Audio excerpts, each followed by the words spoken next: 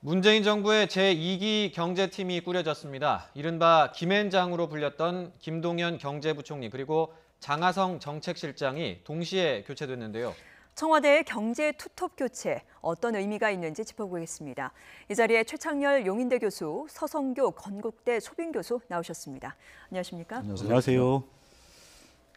이번에 김동연 경제부총리와 장하성 정책실장, 이 당초에는 좀 시차를 두고 교체가 될 수도 있다, 이런 전망도 나왔었는데 동시에 교체가 됐어요. 이 동시 교체 의미 어떻게 보십니까?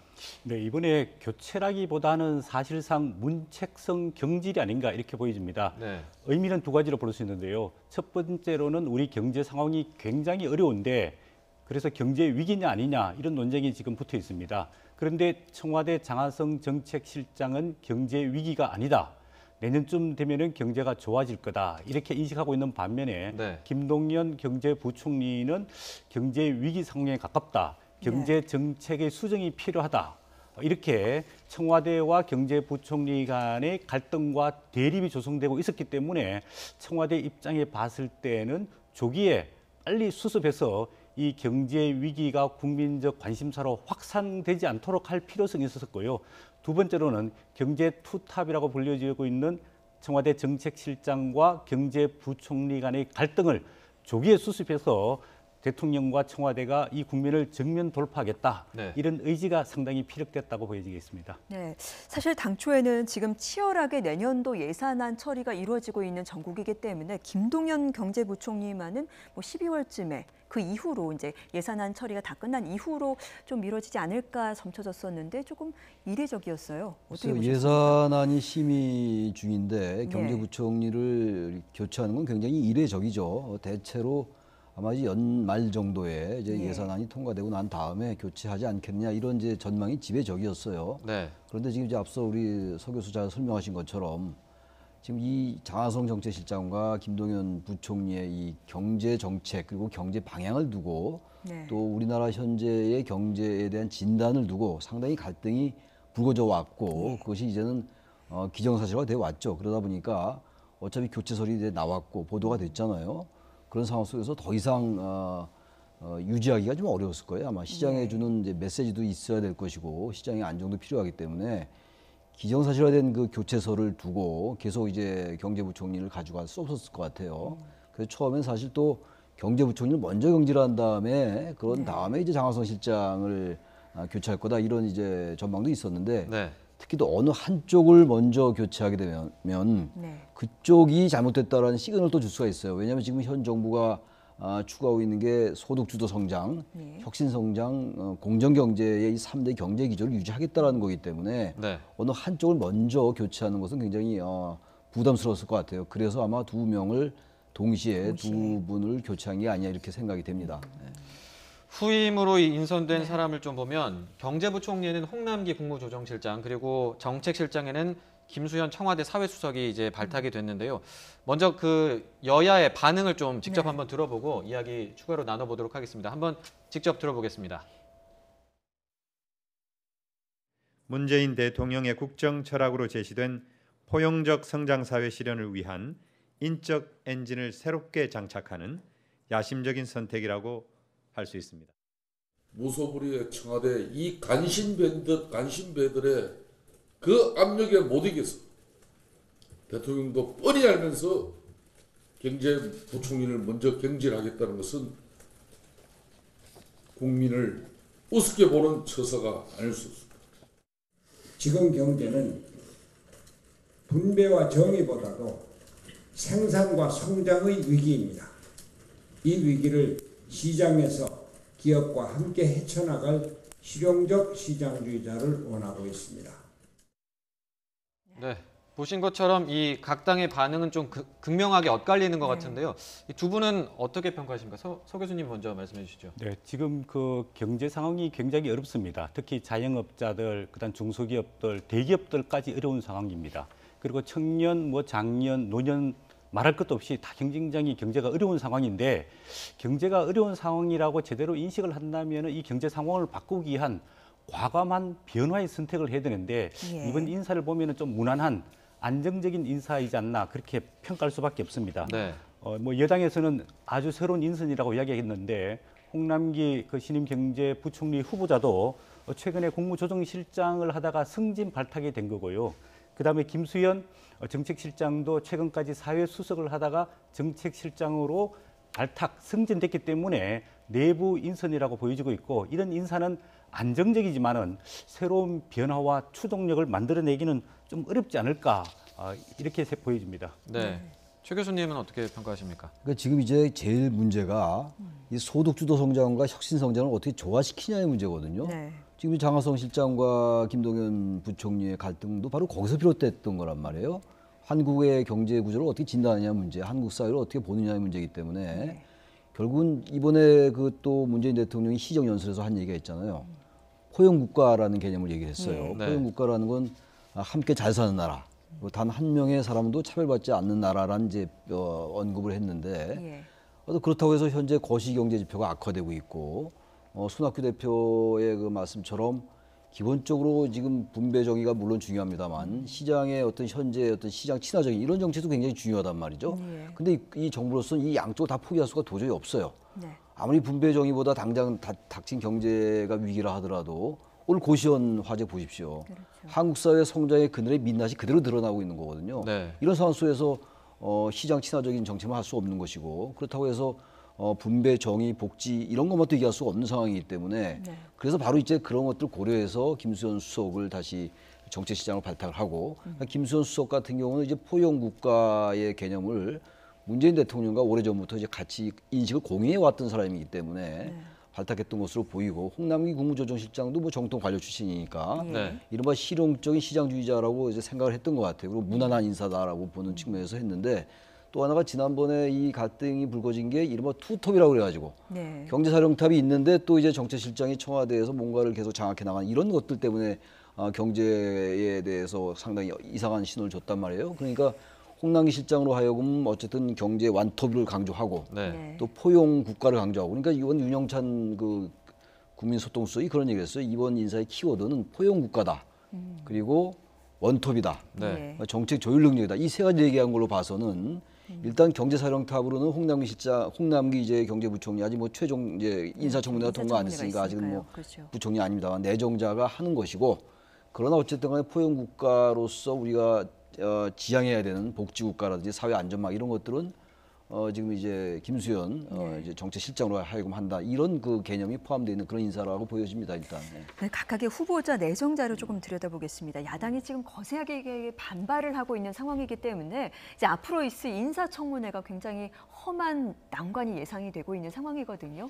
지금 어떻게 평가를 하십니까? 각각의 인물들 좀 인사청문회 때 많이 나올 만한 소재들이 있더라고요. 보니까요. 일단 홍남기 후보자는 국회 인사청문회를 거쳐야 됩니다. 정부에서 인사청문 요청안을 국회에다 제출하게 되면 20일 내에 국회 인사청문회를 해야 되는데 공직자 인사청문회 요건은 크게 봤을 때 두 가지입니다. 한 가지는 도덕성 문제, 두 번째는 능력 문제인데 지금 이제 이야기 나오고 있는 도덕성 문제는 홍남기 후보자가 병력이 면제됐습니다. 그래서 만성간염으로 정당하게 병력이 면제돼서 국가에 대해서 부끄럽게 생각한다라고 본인이 표현했는데 이 부분에 대해서 원인과 그 과정에 대해서 철저한 검증이 있을 예정이고요. 두 번째로는 홍남기 후보자가 지난 박근혜 정부 때 청와대 기획비서관을 했는데 그 당시에 작성한 여러 가지 문건들이 지난번 청와대 캐비넷에서 발견됐습니다. 거기에는 뭐 세월호 관련된 내용도 있고 또 우리 위안부 문제도 있고 또 선거에 관련된 민감한 이슈들이 많은데 이런 문제에 본인의 생각과 의사가 개입됐는지 아니면 단순 정리한 수준에 머물렀는지 이 부분이 쟁점이 될 것 같고요. 더 큰 문제는 아까 교수님 말씀하셨지만 이 경제 사령탑이 되려면 우리 경제의 문제를 정확하게 진단을 하고 해결하는 방식을 제시를 해야 되는데 이런 경제 현상에 대한 진단과 해결 방법에 대해서 상당히 거친 야당의 공세가 있을 것 같습니다. 홍남기 후보자는 그동안 이제 공직사회에서 공무원을 계속 성장해 왔기 때문에 크다란 뭐 불법적이거나 탈법적 사실은 별로 없을 거라고 보여지는데 아무래도 경제 전체를 이끌고 나갈 수 있는 카리스마가 있느냐, 또 경제 전체를 이끌고 갈 수 있는 조율할 수 있는 능력이 있느냐 없느냐, 이 부분에 국회 검증의 초점이 맞춰질 것이라고 보여집니다. 네. 김수현 정책실장 같은 경우에도 좀 야당의 반발이 계속되고 있고 뭐 전문성이 부족하다 이런 지적도 나오고 있죠. 어떤 부분이 좀 논란이 될까요? 김수현 정책실장의 경우는 이제 전공 자체가 경제학이 아니라는 거예요. 도시공학을 전공한 사람이니까 그런 부분을 상당히 공격할 것 같고요. 또 하나 문제가 지금 이제 김수현 수석이 뭐 왕수석이라는 이런 별명들도 있다라고 언론이 보도하고 있는 상황이잖아요. 네. 그리고 이제 지난번에 노무현 정부 때 이제 종합부동산세, 종부세 도입했던 장본인이기도 하고 또 이번 정부 들어서도 부동산 정책이 뭐 그렇게 성공적이지 않잖아요. 그런 부분들, 그러니까 정책적인 부분들을 가지고 야당과 상당히 치열하게 논쟁할 것 같아요. 뭐 그런 건 바람직한 거죠. 근데 지금 이제 좀 걱정스러운 거는 지금 이제 우리 소 교수 잘 지적하신 것처럼 홍남기 이제 내정자를 중심으로 원톱으로 가긴 가는데 그래서 언론에서 어떤 이제 얘기를 하냐면은 경제부총리는 실무형이고 정책실장은 실세형이다. 그럼 원톱은 원톱인데 실무형과 실세형이면 실세형이 더 센 거 아니겠어요?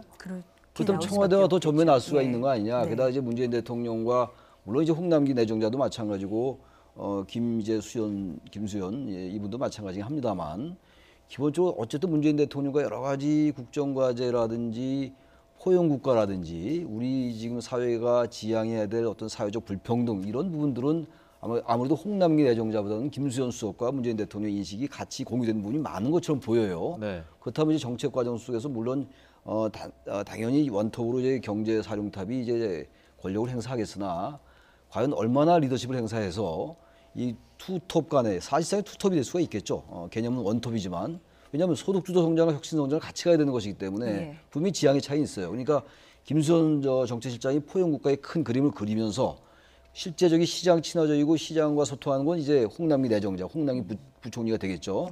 이렇게 되는 게 맞는 건데 과연 이 과정에서 그것이 원만하게 될 것이냐. 얼마나 홍남기 내정자가 경제 사령탑으로서 리더십을 발휘할 것이냐가 관건이 될 것 같고요. 좀 지켜봐야 될 것 같습니다. 그 부분은. 리더십과 지금 카리스마 그 얘기가 지금 나온 상황인데 홍남기 경제부총리 근데 지금 후보자인데 일찌감치 사실은 이 후보자의 낙점이 된 상황이었습니다.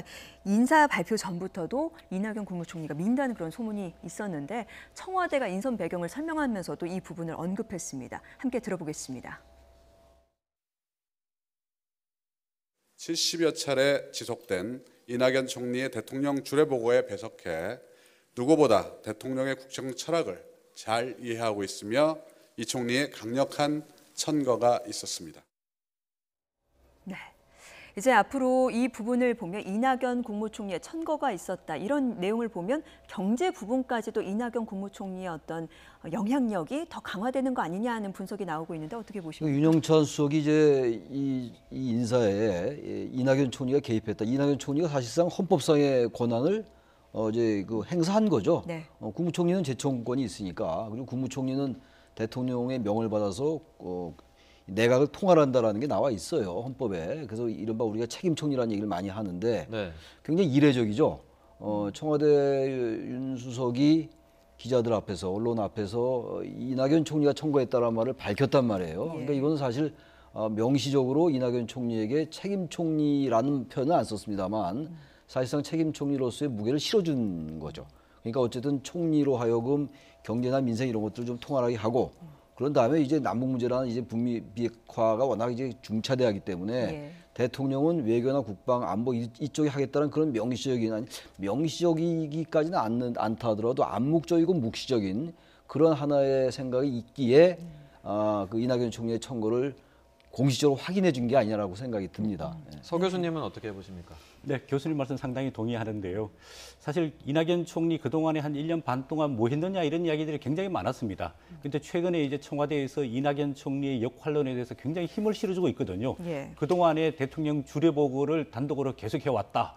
그리고 이번에 총리로서 그 장관, 국무위원에 대한 임명 제청권을 행사를 했다. 네. 이런 이야기를 반드시 했거든요. 이거는 굉장히 청와대에서 이낙연 총리에게 힘을 실어주는 경우라고 볼 수 있습니다. 그리고 신임 그 홍남기 후보자가 국무조정실장을 했거든요. 국무조정실장은 국무총리 바로 아래에서 국무총리를 보좌하는 역할을 합니다. 그런 신복과 같은 사람을 경제부총리로 청구를 해가지고 대통령으로부터 승인을 받았다는 것은 상당히 본인의 역할에 대해 가지고 대통령으로부터 인정을 받았다 이렇게 보여지고 있고요. 아까 교수님께서 말씀하신 대로 지금 문재인 대통령은 이제 남북 어떤 평화, 그다음에 북미 관계, 또 중국과의 관계, 일본과의 관계 이런 외교적인 문제를 해결하는 데 굉장히 집중을 하고 있거든요.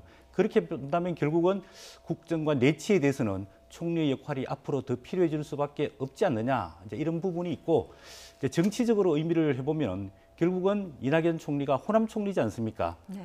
지금 앞으로 이제 대통령의 이제 중반기, 후반기 국정 운영에서 가장 중요한 지역이 호남입니다. 그리고 내후년 총선, 차기 대선을 바라봤을 때 호남의 인물을 키워야 되는데 이낙연 총리만한 인물이 지금 없거든요. 그런 의미에서 청와대는 이낙연 총리를 더욱더 부각시켜주면서 호남의 민심을 계속 지지 기반을 이끌고 갈 수 있는 정치적인 기반을 계속해서 강화가 있다 이렇게 보여집니다. 네. 그런데 흥미로운 거는 보수 야당 한국당이 김동연 부총리를 두둔하고 나섰습니다. 희생양으로 삼는 거 아니냐 하는 그런 반응을 보이고 있거든요. 저는 그 한국당이 너무 좀 가볍게 얘기를 하는 게 아닌가 생각이 들어요. 지금 네. 이제 경제 위기를 둘러싸고 생각이 달랐고 진단에 있어서 차이가 있는 거잖아요. 그러니까 김동연 부총리나 장하성 실장의 전 잘잘못을 논하는 것 자체가 한국 경제의 위기를 돌파하는 데 큰 의미가 별로 없을 것 같아요. 열심히 하려고 했던 분들인데 지향이 다른 거예요. 김동연 부총리는 경제 관료 출신이니까 정통 관료니까 아무래도 시장을 의식하는 것이고 네. 한국의 우리나라의 성장 동력이 자꾸만 떨어지고 그러니까 투자나 고용이나 생산 이런 게 다 부진하잖아요. 거기에 우려를 표시하는 것이고 장하성 실장은 장 실장대로 우리 사회의 어떤 불평등의 문제나 소득 격차의 문제, 양극화 이런 것들을 두고 갈 수 없지 않느냐라는 생각이니까 둘 다 맞는 얘기예요. 네. 그 어떤 그런 불가피한 이유 때문에 경질 또는 뭐 책임지고 물러나게 된 건데 이거 완전히 해결 끝나지도 않고 아직 후임 부총리도 아직 인사청문회도 안 들어왔는데 거기에 우리 당으로 와라라고 얘기하는 게 과연 그게 진중한 그 정당의 행태인가라고 제가 좀 비판을 좀 하고 싶어요. 그리고 김동연 부총리 뭐 지금 부총리는 아닙니다만 향후 행보를 너무 빨리 얘기하는 것도 전 그분에 대한 결례인 것 같아요. 네. 아직 추스리지도 않은 사람에게 우리 당으로 와라라는 그런 메시지를 보내는 것도 저는 우리 정치 문화의 그 낙후적인 모습을 전 보여주는 게 아닌가라는 뭐 그런 해석을 좀 하고 싶기도 하고요. 또 네. 하나는 한국당이 아니라 만약에 정치를 한다면 김동연 부총리가 네. 알 수 없는 거죠. 이형 얘기가 나왔을 때이지만 민주당으로 갈 수도 있는 거예요. 왜 한국당만 생각합니까? 그래서 전 그 부분도 좀 가볍다. 어쨌든 처신이나 발언들이 그렇게 생각을 합니다. 전 개인적으로. 네. 이 이야기가 나온 김에 자유한국당 내부 소식을 좀 이야기를 또 해보겠습니다. 전원책 조직강화특별위원회 위원 지금은 이제 해촉이 됐습니다. 결국엔 한국당과 결별을 하게 됐는데 이 해촉 과정을 두고도 좀 이야기가 많았죠. 예. 사실 지금 이게 보수의 위기, 자유한국당의 위기라고 보여지고 있는데 그래서 김병준 비대위원장 또 조광특위 위원으로 전원책 변호사가 선임이 됐는데 이 책임을 다 못하고 또 갈등, 대립을 빚다가 결국은 전원책 변호사가 조광특위 위원회에서 해촉이 됐습니다. 네. 이제 보수가 좀 쇄신하고 계획이 돼서 이 지금 독주를 하고 있는 민주당 문재인 정부에 대해서 조금 견제와 균형이 필요하지 않느냐 이런 게 전반적인 중도와 보수의 입장이거든요.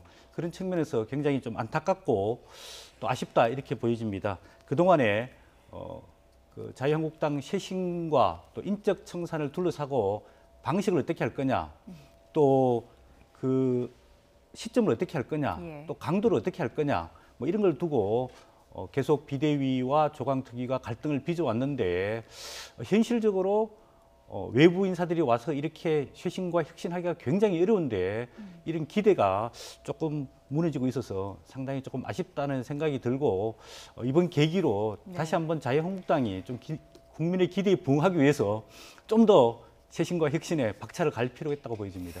갈등만 빚다가 결국에는 어떤 결과도 없이 끝난 셈이 돼버렸는데 그렇다 보니까 전원책 변호사가 굉장히 불쾌감을 숨기지 않고 있는 분위기입니다. 녹취를 직접 듣고 한번 이야기를 나눠보도록 하겠습니다.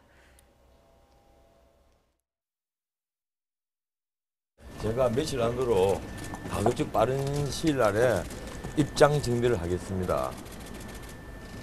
입장 정리를 해서 뭐 간담회도 좋고 백인들하면 백인도 좋고 제가 여러분들에게 말씀을 드리겠습니다. 네.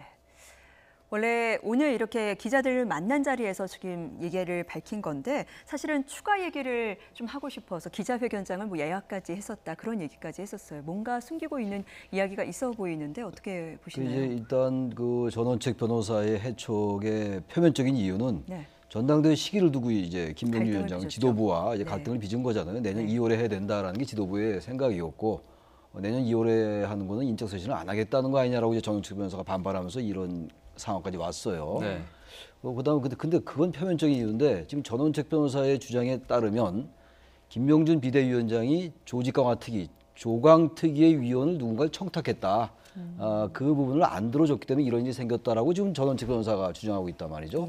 기자회견 내용이 무엇이 담겼을지는 모르겠어요. 뭐 하지 않았습니다. 오늘 프레스센터 예약해놨다 안 했다는 건데 기자회견 할지 안 할지 모르겠어요. 근데 지금 불과 얼마 안 됐잖아요. 한 달여 만에 해촉이 됐는데 네.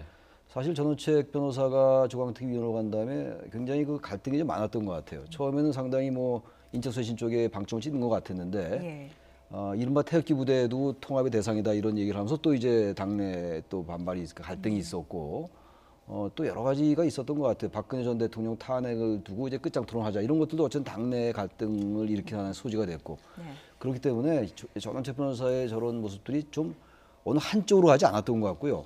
그러니까 이제 우리 서 교수님 잘 말씀해 준 것처럼 한국당의 기본적인 문제가 김병기 비대위원장과 이 지금 전원책 변호사, 전원책 전 위원의 갈등이 아니라 그게 본질이 아니고요. 한국당에 나아갈 방향에 대한 그 정체성이 확립이 안 돼 있다고 저는 봅니다, 기본적으로. 왜 탄핵이 됐으면 박근혜 전 대통령이 왜 국민들은 여러 가지 촛불 집회로 박근혜 대통령을 파면시켰느냐 이런 거에 대한 성찰이나 반성이 없고요. 지난번에 잘못했다라고 한번 현수막 걸었는데 무엇을 잘못했느냐는 목적어가 아직도 없어요. 이런 상태에서 자꾸만 사소한 걸로 갈등이 빚어지고 A쪽을 얘기했다 다시 B쪽을 다시 얘기하고 이렇게 당내 친박, 비박, 뭐 잔류파, 복당파가 복잡하잖아요. 지금 당내 개파가 이런 상황을 정리를 못하는 거예요. 그런 상황 속에서 전 변호사와 이 김병기 비대위원장도 상당히 엇갈린 행보를 했고 또 본인들 스스로도 상당히 다른 목소리를 좀 냈어요. 이런 부분들이 중첩적으로 작용하면서 이런 일이 왔기 때문에 아까 말씀처럼 일단 한국당의 방향 왜 지지율이 오르지 않는 것인가 112석의 제1야당임에도 불구하고 이런 것도 성찰하고 반성한 다음에 뭔가 그 다음에 인적쇄신도 이루어지고 조직도 강화하고 이래야 되는데 그게 안 이루어지니까 참 이런 도저히 이해할 수 없는 이런 상황이 벌어진다고 생각을 합니다. 네.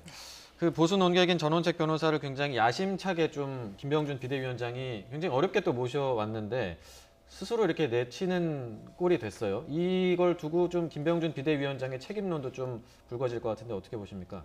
네, 어쩔 수 없는 불가피한 선택이라고밖에 보여줄 수 없습니다. 왜냐하면 전원책 그 조강특위위원이 계속해서 자기 고집을 주장하면서 인적 쇄신의 범위와 강도를 넓게 폭을 많이 잡고 이제 지금 자유한국당 253개 지역에 대한 당무감사가 진행되고 있는데 그 당무감사만 해도 한 달에서 한 달 반 정도 걸리거든요. 그러면 그걸 가지고 조금 인적 청산할 부분을 하고 새로운 인물들 영입하는 데는 절대적인 시간이 필요합니다.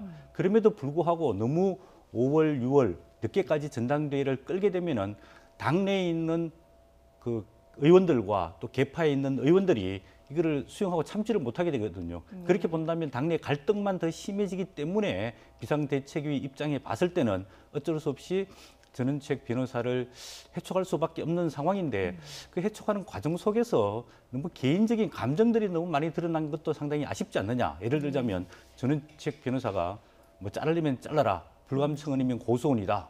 나는 뭐 그냥 원하던 바다. 또 김병준 비대위원장은 또 너무 안타깝다. 뭐 은행에 조심해라. 그러면서 결국은 정말 팔을 하나 자를 정도로 굉장히 고통스러운 선택을 할 수밖에 없었다. 이렇기 때문에 이제는 전원책 변호사가 더 이상 나서서 뭐 이러니 저러니 가타부타 내용을 크게 이야기하게 되면 오히려 더 누가 될 수 있는 그런 상황인데 우리가 옛말에 떠날 때는 말없이 조용하게 떠나야지 그 단체와 구성원이 다시 허리띠를 졸라매고 신발끈을 다시 매고 다시 일어설 수 있거든요. 그런 측면에서 아까 교수님 말씀하신 대로 지금 자유한국당이 어쨌든 간에 보수를 지향하고 대변하는 정당이 되려 그러면은 인적 청산과 가치와 노선의 재정립과 그다음에 당명과 색깔의 전체적인 조정을 필요해서 그다음에 국민적 지지를 선택받게 되면은 이제 중도와 또 개혁적 보수와 통합을 해서 내후년에 총선에 임할 수 있도록 조금 속도를 빨리 할 필요는 있어 보입니다. 네. 아무래도 지금 경제 문제도 있고 여러 가지 문제가 있는 상황 속에서 국민들이 원하는 건 진흙탕 싸움이 아니거든요. 그래서 이런 문제들이 잘 좀 해결됐으면 좋겠는데 전당대회 얘기가 나왔으니까 네. 좀 더 여쭤보겠습니다. 지금 얘기해 주셨지만 전당대회 그럼 한국당에서는 비대위가 생각하는 대로 2월쯤 열릴 것으로 생각을 하십니까? 어떻게 이 보십니까? 비상대책위원회가 지금 네. 이제 출범한 지가 제법 됐잖아요. 김병준 비대위원장이 7월 달쯤 이제 영입이 됐는데 그동안 처음에 이제 국가주의 담론을 꺼내면서 뭔가 문재인 정부에 이제 각을 세우고 예. 그렇게 하면서 이제 당내 갈등을 좀 완화시킨 면이 있었어요. 근데 그 이후에 역시 제가 아까 잠깐 말씀드린 것처럼 어느 한 방향으로 일정한 지향을 보여주지 못했던 것 같아요. 아마 이제 구조적인 문제겠죠. 당내 여러 가지 세력들이 있기 때문에. 게다가 김병준 비대위원장은 또 정치는 결국 세력으로 하는 건데 결국 파워로 하는 건데 권력으로 하는 건데 세력이 없다 보니까 한계에 부딪힌 것 같기 때문에 비상대책위가 계속 오래가기 어려울 것 같아요. 아마 그런 걸 의식해서 김병준 비대위원장도 내년 2월로 얘기하는 것 같고요. 전원책 변호사의 말도 일리가 있죠. 지금 253개의 그 당협 감사를 하는데 시간이 별로 없죠. 그러나 지금 계속 이 상태로 비상대책, 이 비상한 상황을 계속 갈 수 없는 거잖아요. 비상한 상황을 빨리 끝내야 되는 건데 7월 달에 했으니까 적어도 내년 2월까지 끝내야 되겠죠. 아마 그래서 비상대책위원회가 전당대회로 전환되면서 명실상부한 지도부가 들어와서 뭔가 이제 인적 쇄신을 해 나가야 되는데 현재의 그 한국당의 당내 구도로 볼 때, 역학 구도로 볼 때 쉽지 않아 보이긴 합니다. 지켜봐야 될 것 같긴 합니다만. 네. 네. 네, 이번 주 경제 상황 그리고 전국 상황에 대해서 살펴봤습니다. 최창렬 용인대 교수, 서성교 건국대 초빙 교수였습니다. 두 분 말씀 감사합니다. 고맙습니다.